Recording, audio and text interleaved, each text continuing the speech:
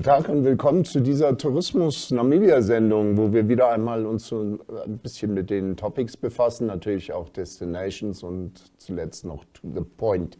Das sind natürlich immer unsere englischsprachigen Rubriken, die wir dann natürlich in Deutsch für Sie austragen hier. Mein Name ist Frank Steffen, ich bin der Redakteur von der Allgemeinen Zeitung und führe Sie natürlich durch diese Sendung, so wie wir es immer machen. Als erstes haben wir natürlich die Topics.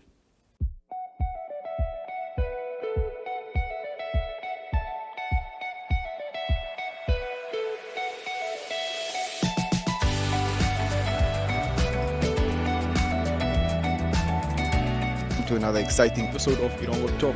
Jullie is die weer en vertel ook vir julle waar die vis julle moontlik gaan byt.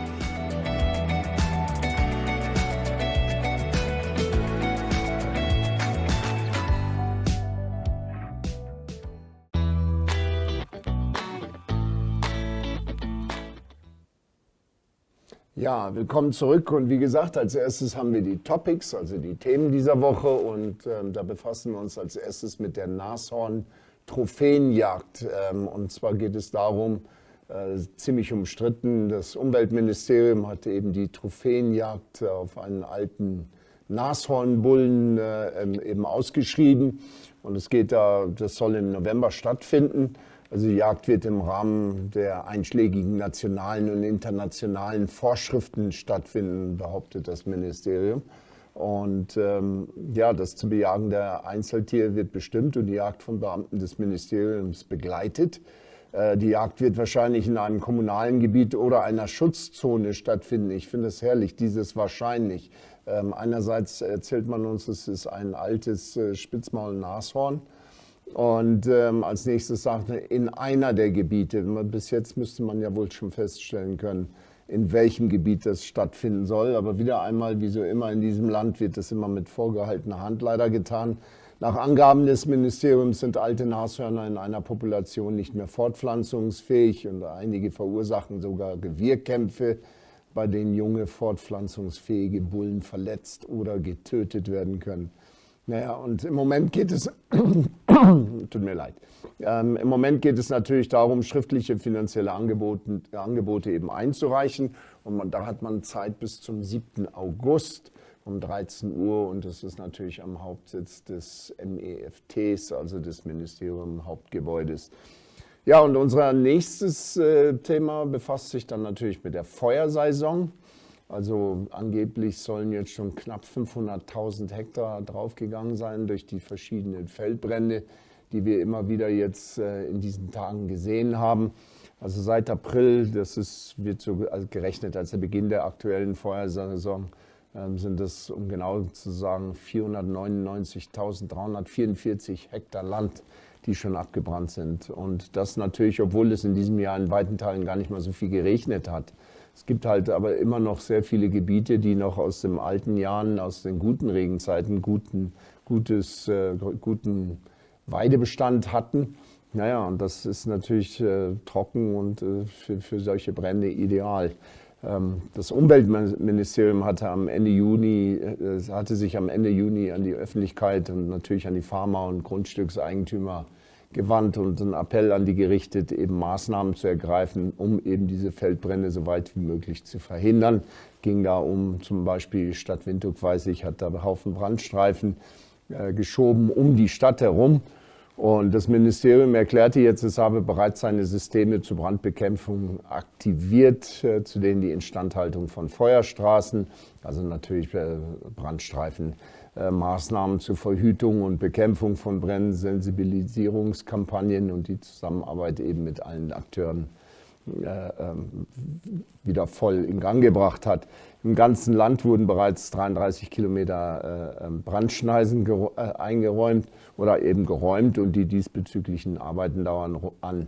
Ich finde es natürlich so ein bisschen amüsant.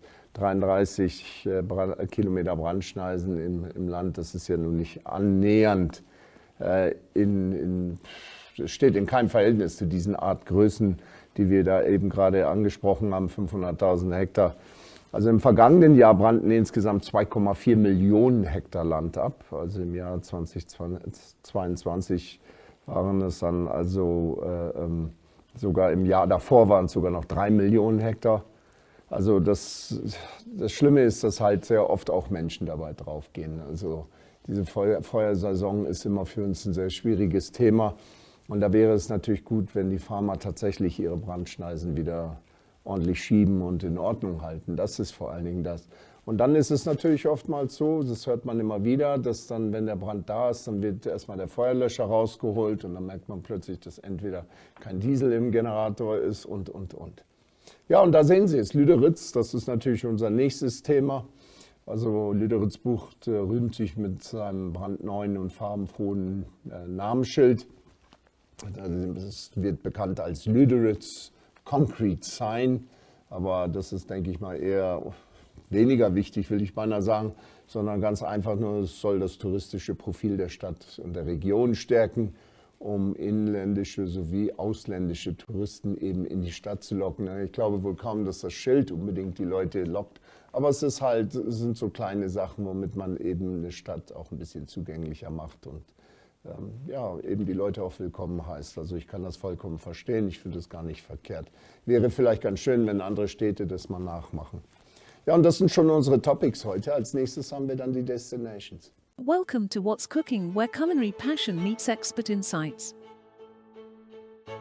Somebody must really want to cook and want to cook good food. Immerse yourself in the bustling world of professional kitchens as top chefs create mouthwatering dishes. Join us for in-depth interviews as our host explores the experiences and expertise of our guest chefs. Don't miss out. Tune in to What's Cooking on NTV every Friday at 2100 hours and let the culinary adventure begin.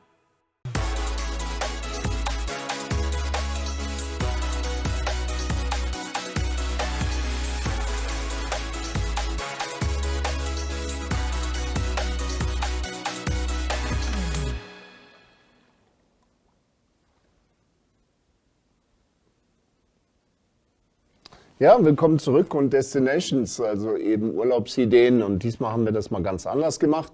Als erstes haben wir aus Namibia das Blue Whale Boutique Hotel. Das ist natürlich ein Hotel, das wir in Walfisch Bay finden.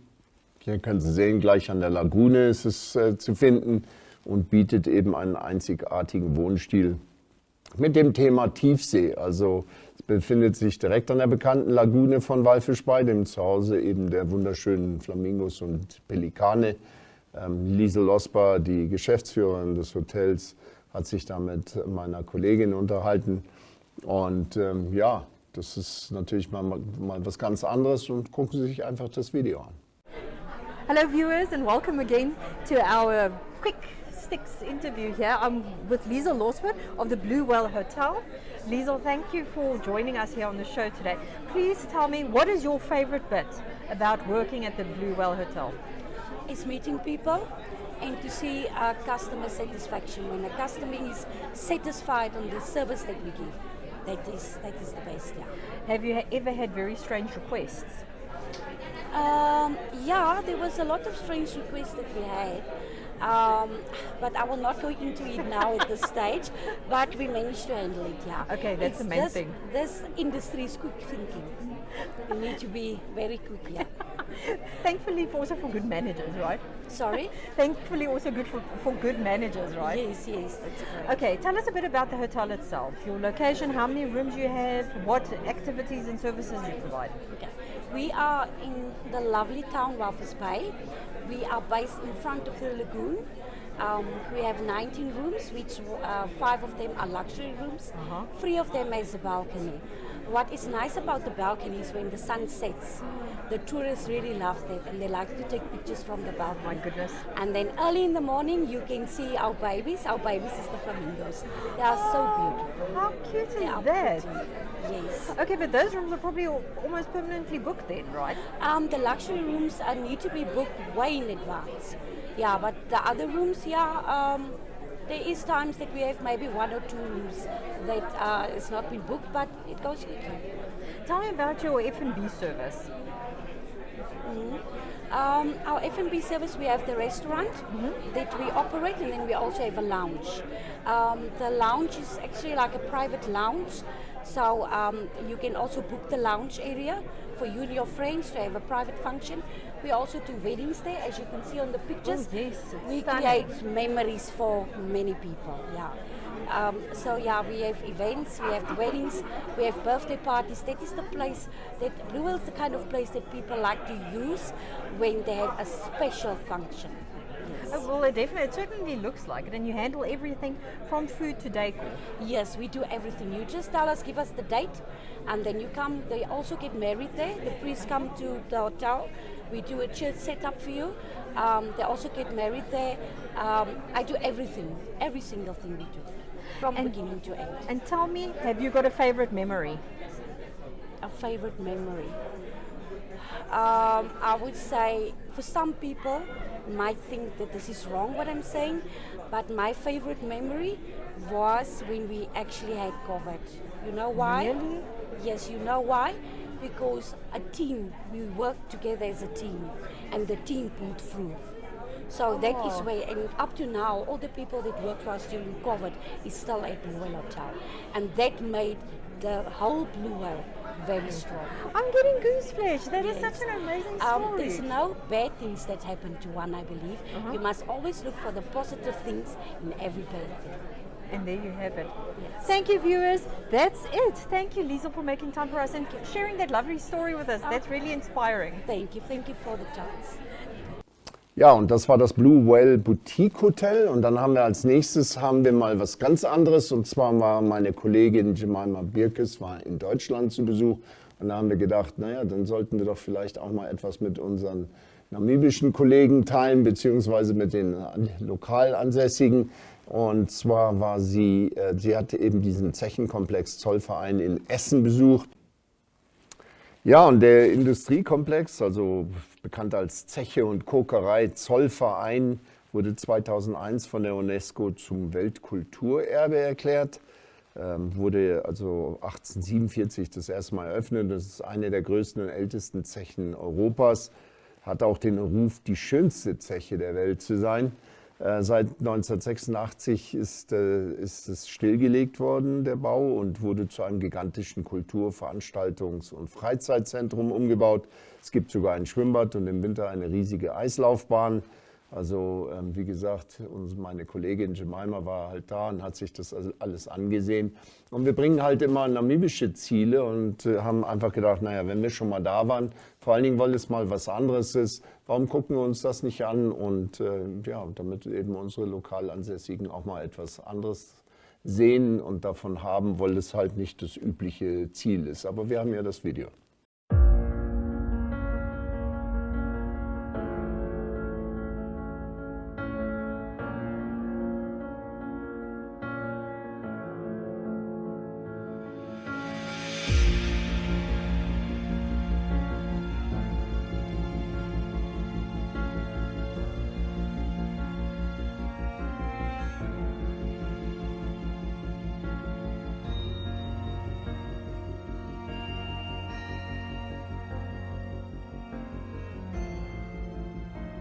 Belt bridges like you see here or there. There are railway connections like you see here, for example. There was even a cable car connection, but the main connection under the ground, and the coking plant is location number 6. But only these 3 parts have the title World Cultural Heritage. Well, I think this is more or less enough out here. We will go into the lab. First of all, you have concrete, like you can see here, for example, and then you have steel and the bricks, and sometimes window glass. Just keep this in mind. Different materials causing different problems when reusing the building, then you have the image in your mind already. We talk about that, we are difficult, because a coking plant is a very difficult machinery. It's difficult to be maintained. We have many problems there. We are not yet as far as we are here. And we have some companies, for example, in that building. This is what we call the combed building, because it looks a little bit like a comb. We have some companies there. We have a big function hall in that building, a huge function hall, but many of the buildings are not being used. And if you are World Cultural Heritage, there can still be modern development. So you can build new buildings, for example. And there are a number of new buildings here at the end. These are not the original buildings. This is the head office of the German coal mining company is there. Then The real estate daughter of the coal mining company is there. This is 150 staff members alone. Because the coal mining companies had a lot of property of ground in their hands, and there's a company managing that ground. And there's also a foundation located there. We just published their balance this morning. The location is quite rich, 17 billion euros on the bank account. But this location has to cover the eternal costs of coal mining. We will talk about the eternal, if you are interested, we will talk about the eternal costs later on. So in 2018, we use coal, we still use black coal. We have to import the black coal. Of course, these are huge buildings here, and the energy balance of these buildings is poor because these are industrial buildings. Nobody cared for a proper insulation. I will tell you something about the insulation later on. One result of the energy crisis that we had last year because of the Ukrainian war, we had to reduce the opening hours here in this building. Normally we are open every day of the week, and we installed a Monday that is closed, like all the other museums. Normally we are better than all the other museums, but now we are open again on Mondays, so we have overcome the energy crisis here.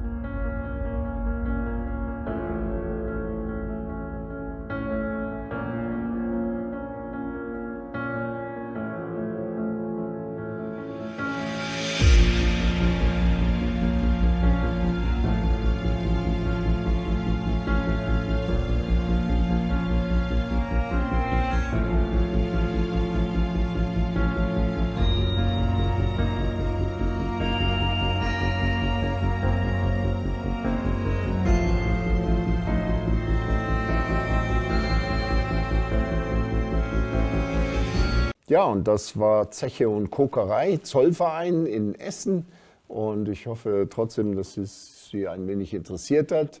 Als nächstes haben wir natürlich To the Point. Welcome to My.NA Cars, your ultimate destination for everything automotive. I am your host, Diana Master. Teamwork makes the dream work, right? Discover the latest models, innovative technologies, and expert insights from our passionate hosts. Learn essential maintenance tips and get exclusive behind-the-scenes access to the automotive industry. Don't miss My.NA Cars on NTV every Thursday at 2100 hours. Tune in and ignite your passion for automobiles.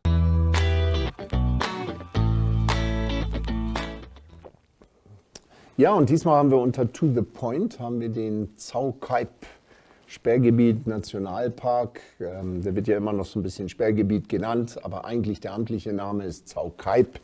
Da ist eben ganz einfach diese Biodiversität, die eben da ist. Das ist schon eine unwahrscheinliche Sache da unten. Der Park hat halt Sukkulenten, hat verschiedene spezielle Gegenden, die einfach endemisch sind. Und ja, es ist einzigartig auf der Welt, absolut. Und das ist für 100 Jahre, war es jetzt halt eben immer unter Schutz. Was heißt unter Schutz? Es wurde ja umgegraben, weil die Minen halt da sind. Aber immerhin, die Biodiversität wurde eigentlich relativ wenig affektiert dadurch, dass die Diamanten hauptsächlich unten im Südwesten, will ich mal sagen, näher an Oranienmund abgebaut wurden. Und dann auch natürlich Elisabeth Bay und solche Gegenden. Aber ein Riesenareal lag ja eigentlich brach. Und das ist natürlich mit diesem ganzen Wasserstoffprojekt, ist das natürlich ein Thema, das jetzt wieder aktueller ist. Naja, auf jeden Fall die namibische wissenschaftliche Gesellschaft hat neulich sich ein bisschen darüber unterhalten und da war eine Kollegin von mir mit bei. Gucken Sie sich das Video an. So we I entitled this The Plight of the Sperrgebiet Endemics. Do they have a chance in the face of multiple threats? I think you've all heard there's a lot of development proposed and going on at the moment. And the plants are one of the things that we have to worry about. So maybe just quickly a recap for what is an endemic. This is in essence an animal or plant that is restricted to a particular area. And you can look at it in terms of endemics. You could have endemics in Africa, or in Namibia, or in this case here, the last one is an outline of the Sperrgebiet. So what happens is if you go down the line here, the ranges of those particular plants or animals are going to be smaller and smaller and smaller, depending on the size of the area. And obviously, the smaller the area where they occur, like Sperrgebiet, the larger are the risks that something could happen to these plants.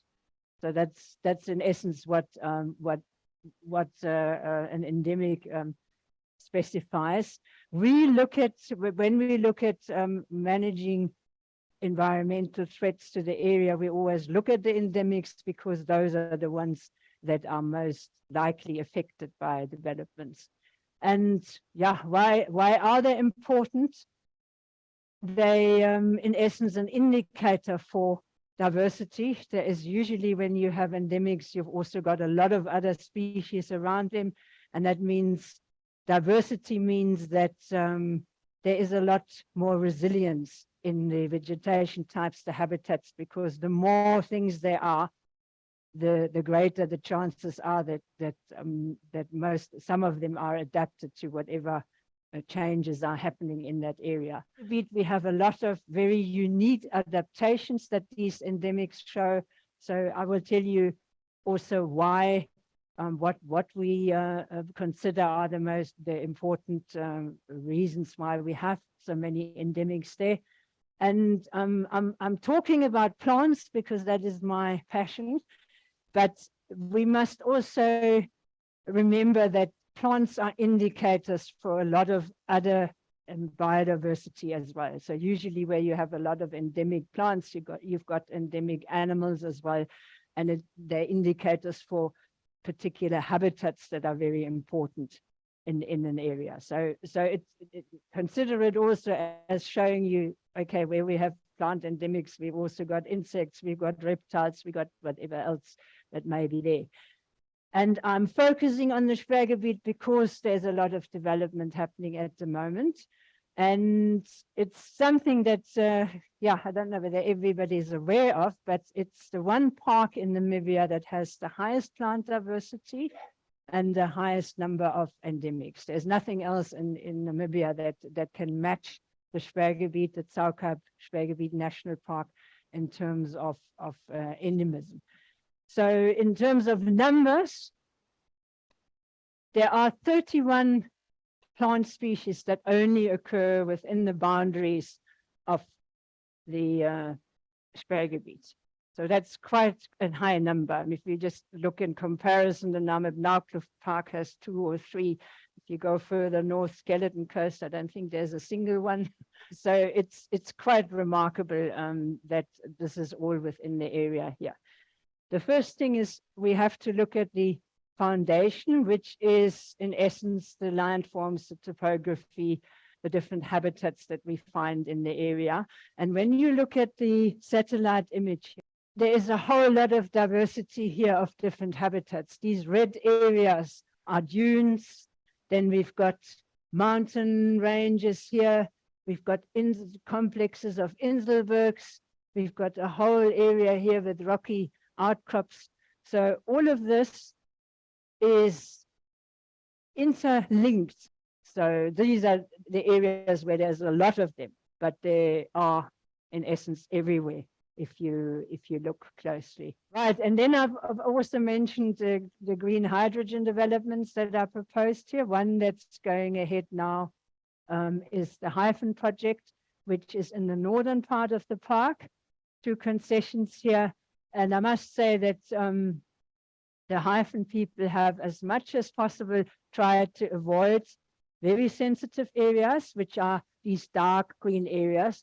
So these outlines here, the purple and dark red, show the general development areas. There's also another area that is avoided, that spot here, which is a spring, the Kaukasop Spring. There's a lot of wildlife movement right there. So at the moment on the plans is trying to avoid those areas. But we have got, despite this, we have one big problem, the desert parsley I talked about earlier on. just overlaps almost completely with those two concessions and only goes a tiny bit outside of the concession area. So, and that plant grows on koppies, on the plains, in isolated populations across that range. So there's a huge big risk now, and that means also inside those development areas that Hyphen has quite rightly put there, because it's the least sensitive of the area as such, not the least, but in the wind area that would be the least sensitive. Leicesters, yeah, these are the yellow areas are the least sensitive, but yeah, we're now sitting with this problem that that plant grows right in that area where the developments are proposed. So that's that would have been that's the first step of the development, but even more concerning is obviously what's on the card is to divide the area up into more concessions, and everything will in essence then be used for green hydrogen development.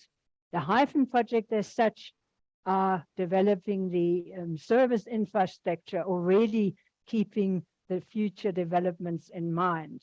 So this is part of the agreement as far as I understand. So that means these things are most likely also going to go ahead at some point, and that means the entire area will be developed. So I'm coming to the end of my talk here.